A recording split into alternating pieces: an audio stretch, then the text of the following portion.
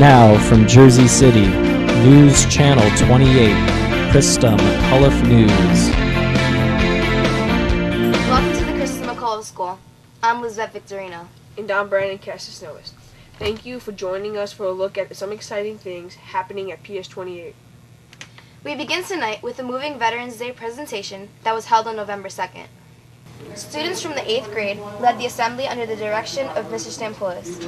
Veterans from the Korean and Vietnam War were in attendance, including our own security guard, Paul Solero. Veteran Lucky Basqua spoke about his experiences in the Korean War. Jamie Vasquez also spoke about how students can honor the sacrifices veterans have made for them. When we were introduced at the beginning, the teacher said that there were some important people here, referring to the veterans. But to us, you are the important people.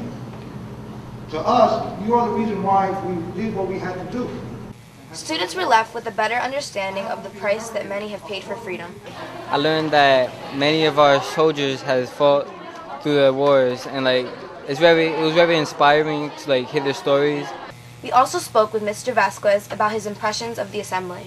This presentation and all the programs that they hold here at Krista McCullough School for Veterans Day and for the veterans are very, very important, because you only get once a year that we can come here and talk to you about what war is like and the important things that we learned about life where we might have made a mistake, and we tell you don't go that way because that's not good for you.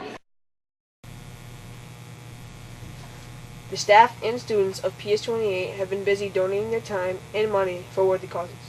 On October 27, staff members donated money to the Susan G. Komen Foundation for breast cancer research. Ms. Zapata spoke to us about the fundraiser. Well, to raise money for breast cancer, the staff had to wear denim to support the National Denim Day, and we also worked with Susan G. Komen to raise awareness for breast cancer research, and the whole entire staff got to wear pink for the new organization Passionately for Pink, as well as donate $5. It was definitely a success because every year we raise almost $600, and for the past 9 years that I've been doing this, we've raised almost $5,000. So it was definitely a success. Ms. Zapata would like to thank everyone who participated. In another fundraising effort, the students and staff took part in the Science Department's annual plant sale. Mr. D'Amato and Mr. O'Donnell organized the sale, which benefits the 8th grade graduation. We spoke to Mr. O'Donnell about the sale. We have about 300 plants, and $2 each. We should pull in maybe about $500 to $600. The greenhouse has a ton of tropical temperate plants. The kids come in here. We have about 7th grade students that run the greenhouse, and they care for, propagate the plants, and then we sell them about 2 plant sales a year to generate approximately $1,000 for the graduating students of the school. Well, it was another lopsided victory for the staff in the annual wheelchair basketball game.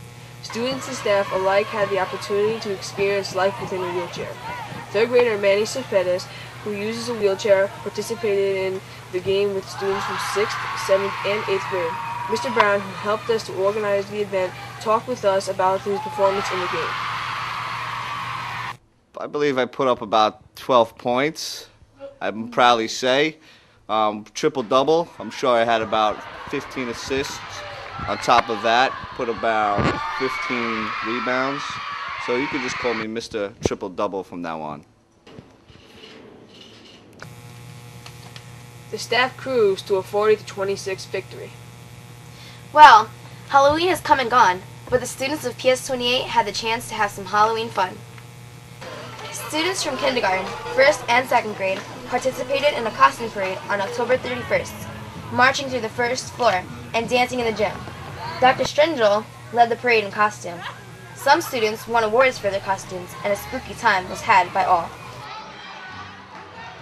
I think the day went great. The kids had a good time. Everyone had a lot of fun, and they enjoyed dressing up and dancing, especially in the auditorium. My favorite costume was a rock star, this one, a girl rock star. Well, that's all the time we have tonight. Thank you for sharing your evening with us. We'll leave you tonight with a look at the junior choir, who recorded the school song in the Snyder High School studio. Until next time, this is Lizette Victorino. And Brandon Cassis saying so long.